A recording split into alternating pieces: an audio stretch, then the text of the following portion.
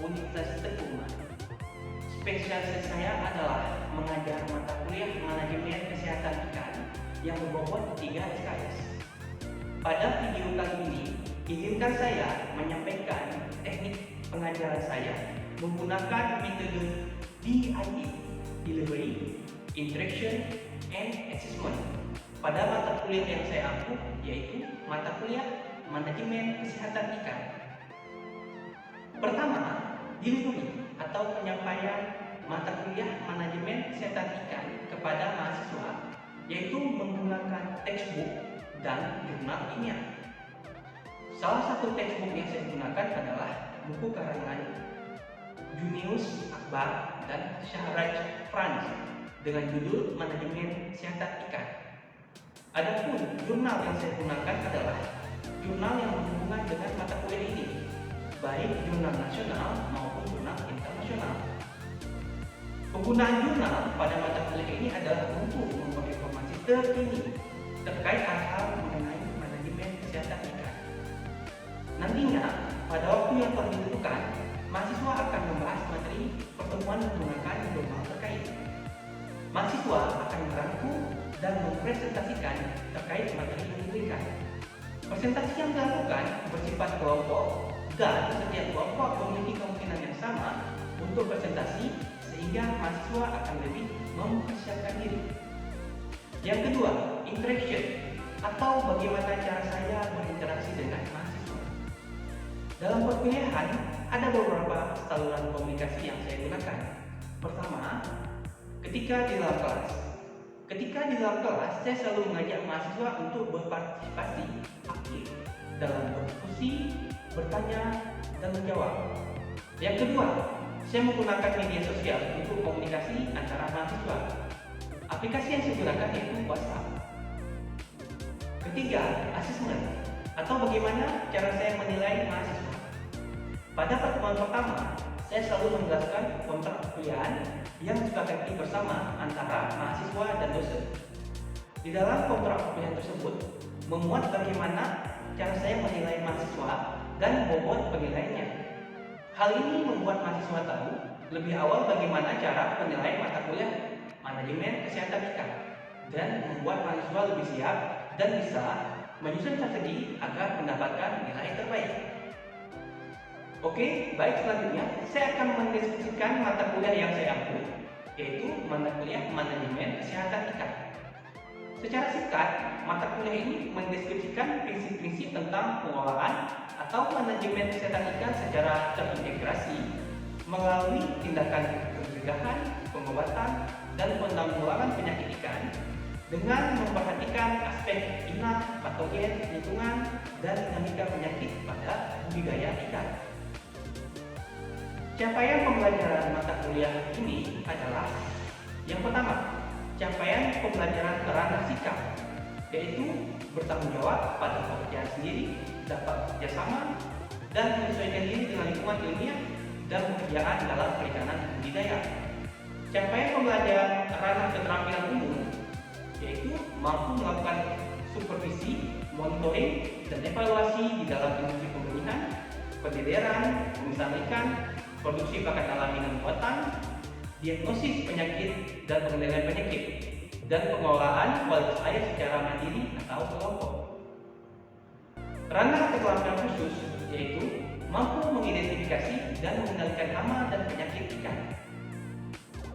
Ranah pengetahuan yaitu memahami prinsip perkembangbiakan berbagai spesies ikan, termasuk produksi benih, pembesaran ikan, formulasi pakan ikan, pengelolaan kualitas air, identifikasi dan pengendalian hama penyakit, mendesain wadah, serta mengetahui risiko bisnis budidaya.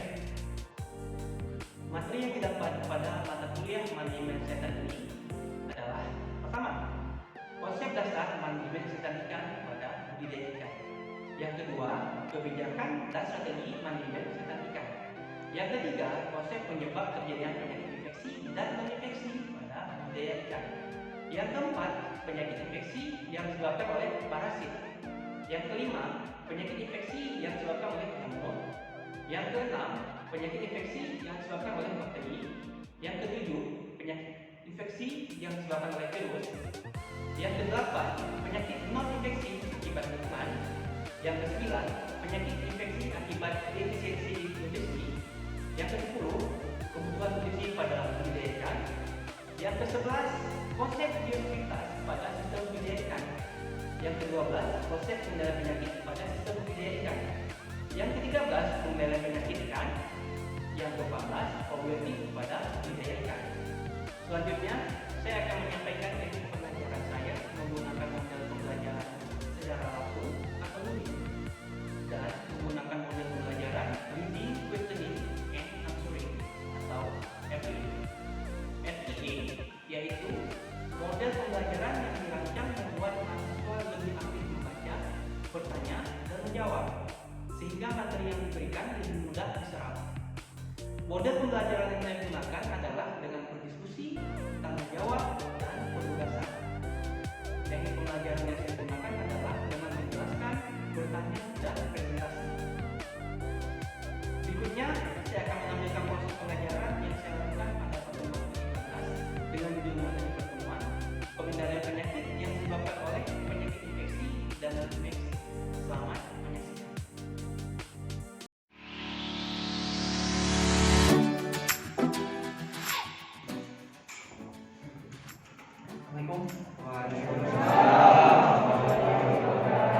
Oke, apa kabar adik-adik semuanya?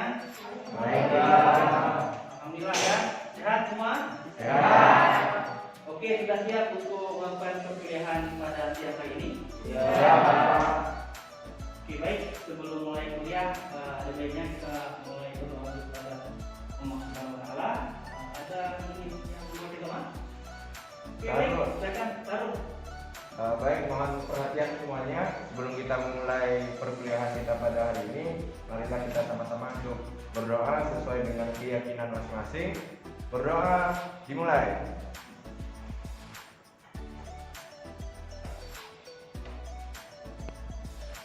Berdoa selesai. Oke, terima kasih Sarul. Oke, sebelum mulai perkuliahan, seperti biasa kita absensi dulu ya. Yang pertama, Almi Satrian. Hadir, Pak.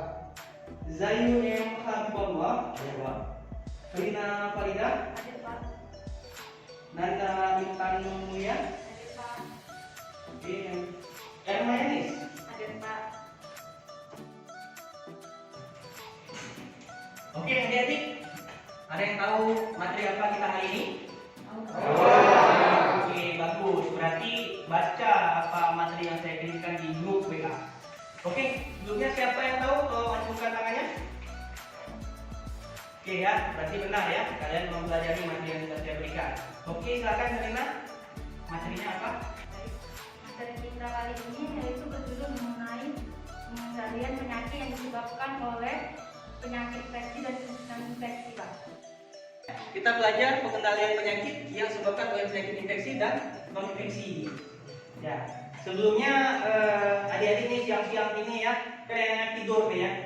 Kira-kira nih ngapain nih kalian siang-siang capek ya? Kira-kira untuk apa?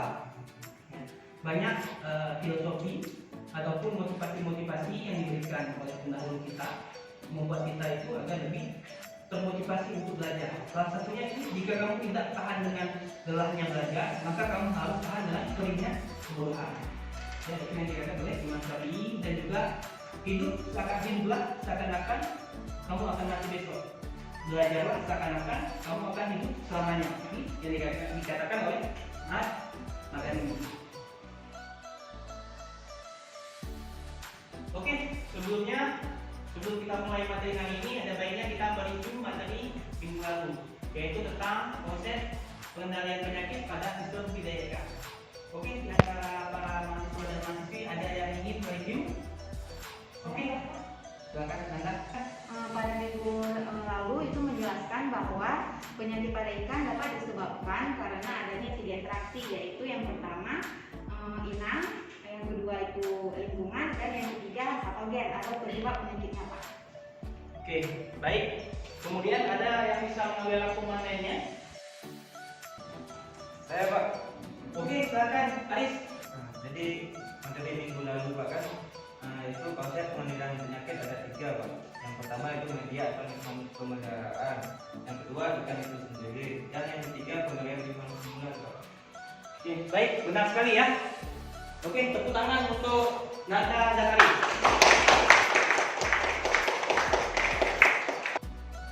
Hari ini kita berbicara tentang pengendalian penyakit yang disebabkan oleh penyakit infeksi dan non-infeksi. Ya, saya sudah memberikan materi di grup WA. Jadi untuk mempermudah penerimaan materi ini, maka saya akan membagikan grup. Ya, grup yang dibagikan itu ada 3. Ya, grup 1, grup 2, dan grup 3. Ya, yang grup pertama itu menjelaskan tentang obat-obatan kimiawi dan alami. Grup kedua menjelaskan tentang vaksinasi. Grup ketiga menjelaskan imunostimulan. Baik, untuk membagi kelompoknya akan kita mulai dengan cara berhitung. Ya, jadi masing-masing mahasiswa ini berhitung. Nanti dimulai dari 1, 2, 3, diulangi 1, 2, 3 hingga nanti dapat masing-masing mahasiswa mendapatkan kelompok. Diingat angka berapa yang diucap. Akan berhitung mulai dari 1 hingga 3.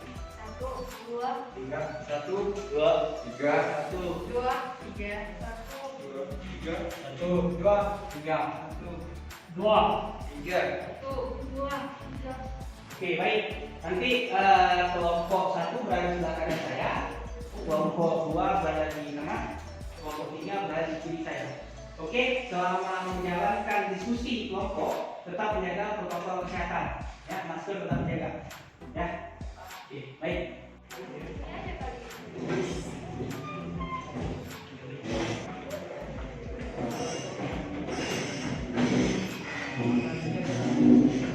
Oke, adik-adik semuanya ya, perhatian. Saya sudah memberikan materi ya di grup WhatsApp. Ya, itu materi pertama itu tentang obat-obatan, ya, obat-obatan kimia maupun alami, itu untuk kelompok 1 materinya.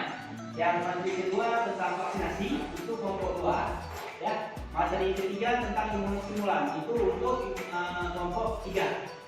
Oke, baik. Sekarang adik-adik wajib membuat pertanyaan dan jawaban tentang materi yang saya berikan. Ya, boleh dilihat nantinya di deck materinya. Ya, kalian membuat pertanyaan dan jawaban masing-masing semuanya. Sudah? Kemudian nanti setelah selesai membuat pertanyaan dan jawaban, kalian akan saya panggil satu orang ke depan untuk mewakili kelompoknya dan membaca pertanyaan dan jawaban dari apa yang sudah kalian tulis. Oke.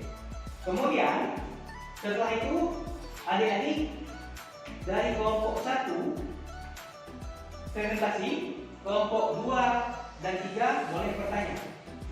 Begitu sebaliknya, ketika kelompok 2 yang maju, kelompok 1 dan 3 boleh bertanya. Itu tentang materi yang diberikan. Oke adik-adik, tolong dibaca ya. Materi yang sudah diberikan ditulis ya.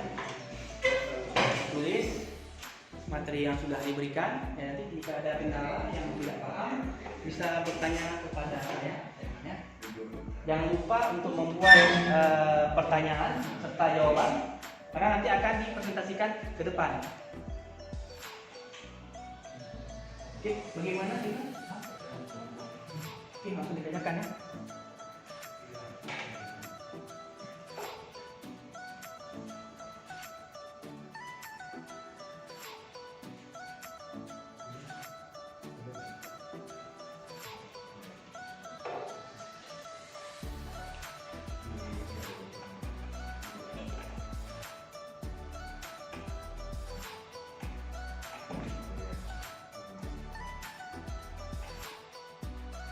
Oke, jadi waktunya habis ya. Sekarang saya ingin melihat pertanyaan dan jawaban yang telah kalian buat ya dari file yang telah saya kirimkan. Oke, saya ingin Silvansa, tolong mempresentasikan ya, cukup berdiri saja di situ. Ya, kemudian teman-teman lain tolong mendengarkan.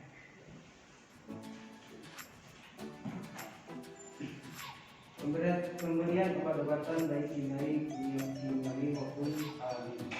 Pengobatan kimiawi yaitu biru, desinfektan bakterial dan juga paling penanganan parasit, jamur maupun bakteri, garam ikan untuk bakteri dan jamur, formalin untuk penyakit infeksi pada komunitas perikanan. Dan ada di sini pengobatan alami yaitu siri infeksi bakteri, paci-paci infeksi bakteri dan infeksi parasit, supaya untuk infeksi bakteri, dan bawang putih untuk infeksi virus. Oke, ya, senang sekali ya. Terima kasih teman-teman untuk Influenza. Oke, selanjutnya kelompok 2. Rina sudah yang saya ingin sekarang Zayu. Oke, Zayu silakan mempresentasikan bacaan, pertanyaan dan jawaban dari yang telah saya kirimkan kepada Zayu. Baik, dari kelompok kami vaksinasi, pertanyaannya adalah berapa persen kenaikan tingkat kelangsungan hidup dari bidan yang diberi vaksinasi? Jawabannya menurut Bapak Susilo Budi Priyono, MSI, ia adalah dosen dari Universitas Gadjah Mada. Tingkat kelangsungan hidup ikan akan meningkat sebanyak 30%. Oke, baik, terima kasih. Oke, selanjutnya kelompok 3 ya, tentang imunostimulan. Saya ingin Ari sudah. Oke, Sarul silakan. Oke, baik, terima kasih. Saya mewakili dari kelompok 3 ingin mempresentasikan hasil pertanyaan dari kami beserta dengan jawabannya. Jadi dalam kegiatan budidaya itu ada namanya imunostimulan, dan imunostimulan itu dari zat adjuvan. Nah, pertanyaannya apa fungsi atau manfaat dari zat adjuvan tersebut? Nah, fungsi atau manfaat dari zat adjuvan tersebut adalah untuk meningkatkan atau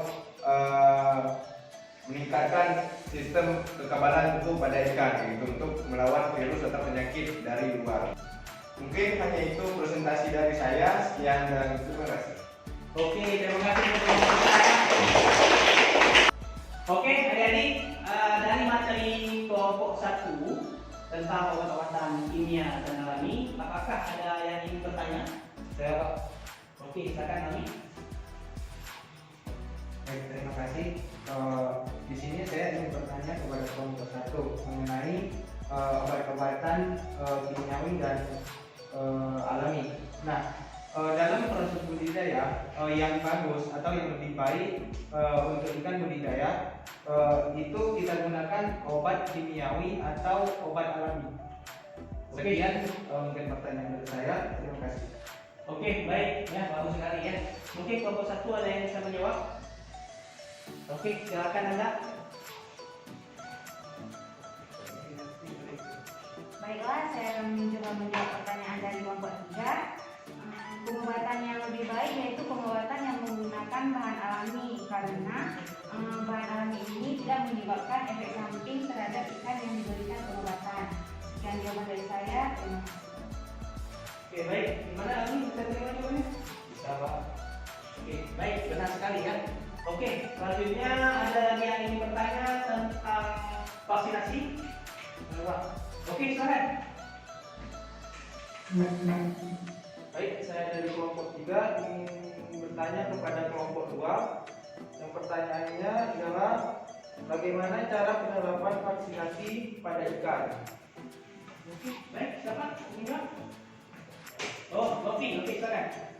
Oke, melalui 3 cara dan metode, yakni lewat suntikan, vaksinasi penendaman, dan vaksinasi oral. Oke, baik. Oke, selesai. Saya kira sekarang saatnya untuk mengatur kursi lagi. Saya akan mereview sedikit materi kita hari ini.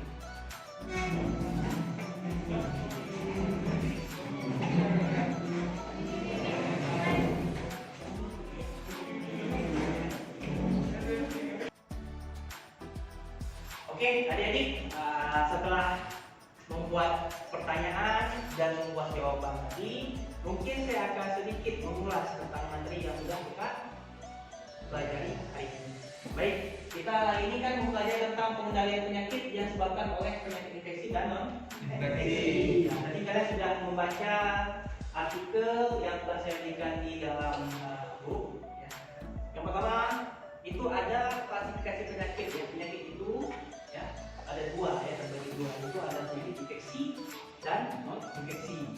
Yang penyakit infeksi itu dia bisa dari bakteri, virus, parasit dan jamur. Nah, ini bisa kita lihat di tempat didirikan, apakah itu di kolam, ya, bahkan di tambak. Ketika suatu ikan itu terkena infeksi, ya, baik bakteri, virus dan parasit itu bisa menyebar ke ikan lainnya. Seperti itu. Ya, jadi dia bisa mengenai atau menyebarluaskan atau menginfeksikan penyakitnya itu.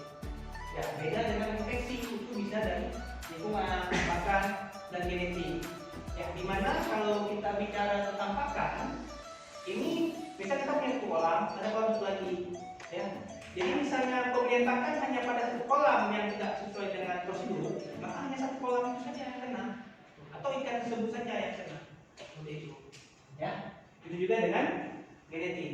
Genetik itu dia bawaan, jadi dia tidak menular, dia tidak akan menular ke ikan-ikan yang lain.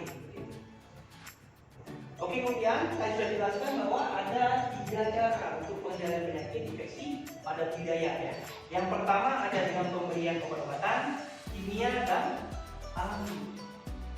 Ya. Kalau kita bertanya mana paling bagus, kimia atau alami, itu yang paling bagusnya alami, ya. Alami itu memang dia sudah menjadi bawaan kita. Jadi kita kalau mengobati sesuatu dengan alami, tidak ada efek samping, ya. Tapi dengan buatan itu dia memiliki efek samping. Ya. Contoh yang buatan yang sudah dilarang sekarang adalah penggunaan antibiotik. Antibiotik itu nggak boleh digunakan. Ya, karena dia akan memberikan resiko untuk ikan budidaya yang kita pelihara. Tadi ada yang bertanya mana bagus kimia dan alami, ya? Jelas-jelas bagus alami. Ya, contoh yang alami apa? Itu ada bawang putih, misalnya. Kemudian ada kunyit, ada jahe dan lain-lain. Oke, yang kedua ada vaksinasi, ya. Vaksinasi ini merupakan metode untuk meningkatkan daya tahan tubuh ikan dengan cara memberikan virus atau bakteri yang sudah dilemahkan. Ya, kalau kita bicara secara vaksinasi, sekarang kita tentang COVID, ya, yang sedang kita alami sekarang di Indonesia. Itu juga bercerita tentang virus. Ya, adik-adik semua ini sudah vaksin, kan? Oke, alhamdulillah, ya. Konsepnya juga sama mereka. Jadi dengan pemberian vaksin itu bisa meningkatkan daya tahan tubuh kita. Ya, stimulan juga ketika diberikan itu bisa meningkatkan daya tahan tubuh kita. Stimulan itu apa, Pak? Ya, stimulan yang gampang itu kalau kita bilang vitamin C, ya, itu tidak diberikan ke dalam tubuh kita itu akan meningkatkan dalam tubuh kita. Oke, baik. Kemudian ada penyebab penyakit non-infeksi dan non-infeksi pada budidaya dapat dilakukan dengan beberapa cara, ya, yaitu dengan perubahan lingkungan, itu ada pencegahan. Ini yang non-infeksi, ya. Tadi yang infeksi, ya. Infeksi itu kalau perubahan lingkungan pencegahannya dengan menjaga kualitas air di dalam ikan. Defisiensi nutrisi dengan pencegahannya itu membuat nutrisi yang cukup. Maksudnya apa? Ikan itu butuh proteinnya cukup, karbohidratnya cukup, mineralnya cukup, seperti itu, ya. Itu pada defisiensi nutrisi. Nah, ini kalau obat-obatan saya sudah jelaskan juga, ya. Obat-obatan itu ada kimiawi dan alami, ya. Yang kimiawi itu bisa metodintu, ya, cocok untuk bakterisida dan fungicida. Ini bakterisidanya apa, Pak? Bakterisida ini adalah dia bisa membunuh bakteri. Fungisida itu apa? Membunuh fungi. Itu juga dengan pengobatan alami ada sirih, itu bisa membunuh infeksi bakteri, ya. Paci-paci bisa infeksi bakteri dan infeksi parasit. Nah, kalau pengertiannya, vaksinasi adalah suatu usaha untuk meningkatkan kekebalan dengan cara memasukkan ikan tertentu ke dalam tubuh ikan, sehingga ikan tersebut lebih tahan terhadap serangan bakteri, patogen ataupun virus. Imunisasi apa? Imunisasi adalah suatu zat yang termasuk dalam jaringan pan yang mempunyai kemampuan untuk meningkatkan ketahanan tubuh terhadap penyakit infeksi. Nah, ini penyakit non-infeksi disebabkan oleh perubahan lingkungan dan defisiensi nutrisi. Jadi kita kita ini kalau kita bicara tentang penyakit non infeksi itu dia bermainnya itu pada lingkungan dan definisi nutrisi. Jadi dia lebih ke lingkungan. Oke, sekian ya, mungkin setelah kita kuliah hari ini ada dari teman-teman atau adik-adik semuanya yang ingin mereview materi hari ini. Ada yang bisa? Baik, ya saya ingin Aliakin untuk mereview. Baik, review pembelajaran kita hari ini yaitu tentang pengendalian penyakit infeksi dan non-infeksi dapat dilakukan dengan beberapa cara. Yang pertama itu pemberian obat-obatan baik secara obat-obatan kimiawi maupun obat-obatan alami. Setelah itu dilakukan vaksinasi dan imunostimulan. Pencegahan penyakit non-infeksi pada ikan budidaya dapat dilakukan dengan beberapa cara. Yang pertama, apabila penyakit non-infeksi disebabkan oleh perubahan lingkungan, pencegahannya cukup dengan menjaga kualitas air budidaya. Apabila penyebab non-infeksi ini disebabkan oleh defisiensi nutrisi ikan, maka pencegahannya cukup dengan menjaga kebutuhan nutrisi ikan. Itu saja, Pak. Oke, baik, terima kasih untuk Aliakin ya. Oke, terima kasih. Benar ya apa yang dikatakan Aliakin tadi ya. Ini sesuai dengan pembelajaran bahwa pengendalian penyakit itu pada infeksi dapat dengan 3 cara. Itu ada obat-obatan, ya, baik kimia maupun alami, vaksinasi dan imunostimulan. Kemudian kalau non infeksi itu untuk pencegahannya bisa menjaga kualitas air dan untuk menjaga kualitas air ikan, dan untuk defisiensi nutrisi itu bisa pencegahannya itu mencukupi kebutuhan nutrisi ikan. Oke, baik, mungkin materi hari ini sudah selesai. Hari ini saya ada hadiah untuk kalian. Ya, baik, saya akan memberikan tugas untuk kalian. Ya, tugas ini nanti akan dikumpulkan minggu depan. Ya, yang pertama itu ada 2 soal ya. Yang pertama itu kasus munculnya penyakit di Aceh akibat kemajuan setan ikan salah, benar atau tidak? Ya. Yang kedua, analisis kejadian di berita A dan B. Ya, apakah penyakit ikan yang diakibatkan oleh penyakit infeksi atau penyakit non-infeksi? Kita 2 ini. Ya, nanti bisa dibahas. Ya. Baik, mungkin ini saja untuk memberkahi perkuliahan kita hari ini. Saya ingin perwakilan satu orang mahasiswa untuk membaca doa. Ya, ada yang mau baca doa? Oke, baik, silakan saya. Untuk memperbaiki materi pelajaran hari ini, berdoa sebulan.